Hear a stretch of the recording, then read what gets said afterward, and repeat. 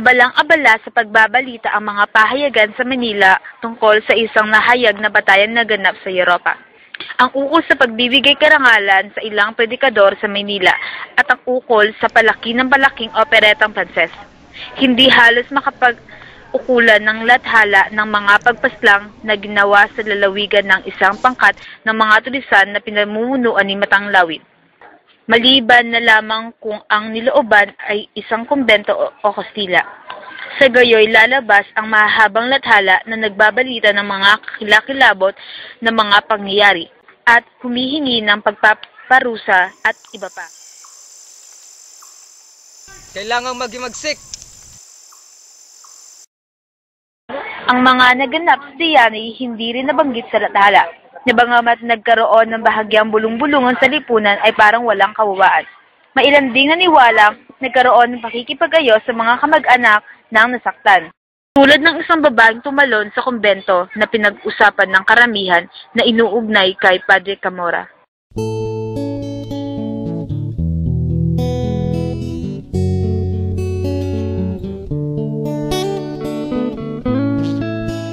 Hoy! Hoy! Hoy! Hoy! Nabalitaan niyo ba yung nahulog sa kumbento? Wow! Yung babaeng nahulog sa kumbento. Tao niyo ba nangyari kagabi? At tumalong daw babae at basag daw ang bungo. Ang pag-alis sa Tiyanay ni Padre Camora ang tanging natiyak o ang pamamalagi nito ng ilang panahon sa kumbento sa Maynila. Kinahabagan tuloy siya ni Benzaib. Ikaw ang Padre Camora. Napakasaya niya at napakabait na Cora.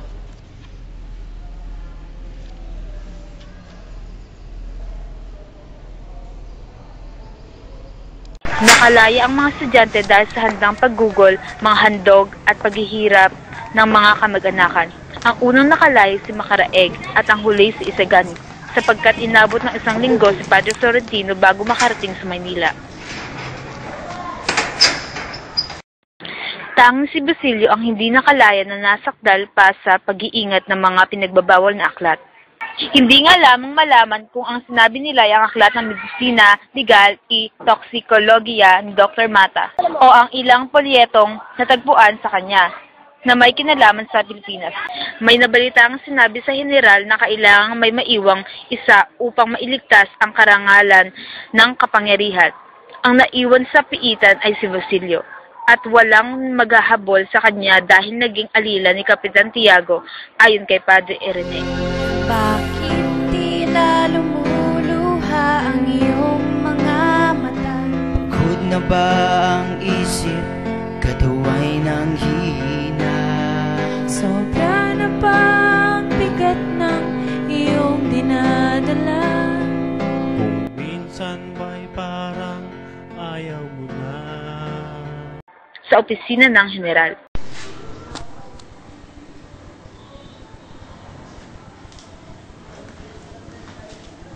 Magandang umaga po, General. Magandang umaga din. Umupo ka. Tungkol po to kay Basilio. Alilat siya at nag-aaral. Alilat nag-aaral? Kung ganon, iyan ang matitira. Kung hindi palalayain, ay maaksaya ang isang taon sapagkat siya ay matatapos sa taong ito. Palagay ko po'y, ang binatang iyon ay siyang lalong walang kasalanan. Nahuli na siya ng mga aklat. Oo, ang aklat sa panggagamot at mga pahigang sinulat ng mga taga-Espanya na hindi pa nagugupit ang pahina.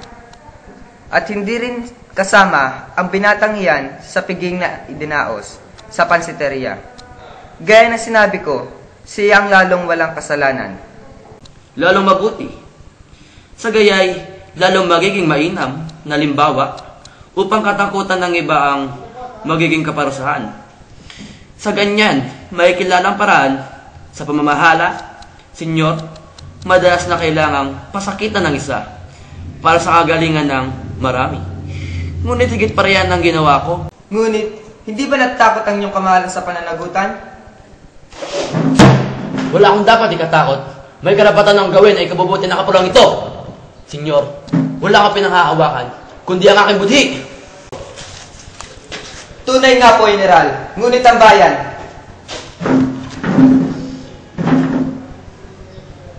Anong meron sa akin? Anong meron sa akin ng bayan? Siya ba ang nagkala sa akin? Utang ko ba ang katungkulan ko sa kanila? ang inyong kamahalan ay hindi nga inihalal ng bayang Pilipino, kundi ng Espanya. At ito'y sapat ng dahilan upang tingnan mabuti ang mga Pilipino. Nang pumarito kayo sa Pilipinas, ay nangako kayong magmahal alinsunod sa katarungan at hanapin ang kabutihan. At hindi ba siya ang aking ginagawa? Kung hindi niyo maunawaan ang aking ginagawa, ay hindi ko pinipilit na makihakit sa aking pananagutan. Hindi nga po. Iba ang pagkakilala ko sa aking pananagutan. Kaya magsasalita ako. Yamang hindi ako kumibo ng mahabang panahon. Hindi ako tatalikod sa aking karapatan. Di ko ibig na sa mga darating na panahon masasabing ang Espanya ay inainahan ng mga bansa. Malulupig ng mga bayan. Sapagkat ang gayo'y paglait sa mga marangal na adhikain ng ating mga unang hari. Pinangakuan nila ang mga pulong ito ng katarungan. At ngayon, pinaglalaroan natin ang mga buhay at kalayaan ng mga mamamayan. Pinakuan nila ng liwanag, ngunit binubulag natin, sapagkat natatakot tayong makita nila ang ating kalaswaan. Kung ang mga bagay-bagay ay di mabuti, maghihimagsik sila balang araw. Ang katwiran ay papanig sa kanila, at lilingapin sila ng mga taong may puri, at lahat ng bayani sa daigdig. Ako'y hindi militar, at pinapatay ng panahong nagdaan ang sulak ng aking dugo. Ngunit, nakahanda akong ipadurog ang aking mga laman, nang dahil sa mga katwirang walang pagbabago sa kanyang mga lalawigan. Gayon din naman, pinatutunayan ko sa inyo na nasa piling ako ng mga Pilipinong sinisiil, sapagkat mas nais ko pang mamatay nang dahil sa mga niyurakang karapatan ng mga naapi, kaysa magtagumpay sa piling na mga hangaring ikagagaling lamang ng isang bansa. Kahit na ito'y may pangalang kagaya ng Espanya.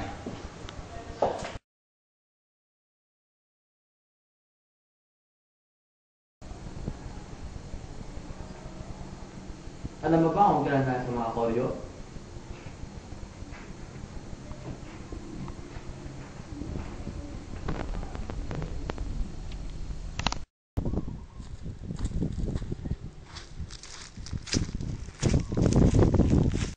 Senyor, kapag balang araw ay nakapagsarili kayo, ay alalahanin ninyo, sa Espanya ay may mga pusong tumibok ng dahil sa inyo, at lumabad para sa inyong karapatan. Senyor, saan po? Makaraan ng 2 oras, iniharap ng mataas na kawani ang pagbibitiw niya sa tungkulin at ipinagtapat ang pagbabalik sa Espanya sa unang koryong aalis. Pinangakuan nila ang mga pulong ito ng katarungan. At ngayon pinaglaruan natin ang buhay at kalayaan ng kanyang mga mamamayan. Pinangakuan nila ng liwanag, ngunit binulag natin sapagkat natatakot tayong makita nila ang ating kalaswaan. Isipin mo meron tayong kinabukasan pa. Tayo'y bumangon at lumaban na. Bangon na Pilipino, lumaban na. Hoy! Hoy! Hoy! Hoy! Nabalitaan nyo ba yung nahulog sa kumbento? Wow! Yung babaeng nahulog sa kumbento? Go! Hoy! Hoy! Hoy! Hoy! Hoy! Hoy! Nabalitaan nyo ba yung nahulog sa kumbento? Yung babaeng nahulog sa kumbento? Si ano? Si Benzaib ba? Si ano yun? Si Lahis? Si... Tol! Siya yun! Tente, si Lahis! Si Lahis! Tama! Oo! Nabalitaan niyo ba yung babaeng tumalon sa bento? Basag daw yung buhok. Napakasaya niya at napakabait na ko. Tayo'y bumangon at lumaban na.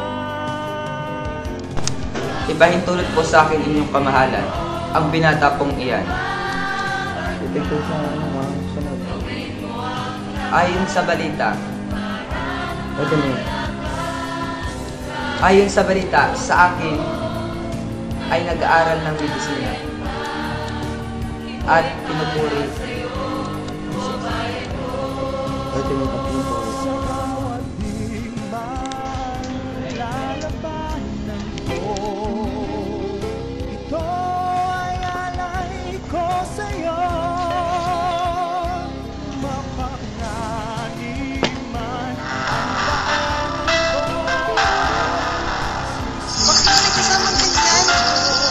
Ang bubo mo astig kaya. Ang ganda.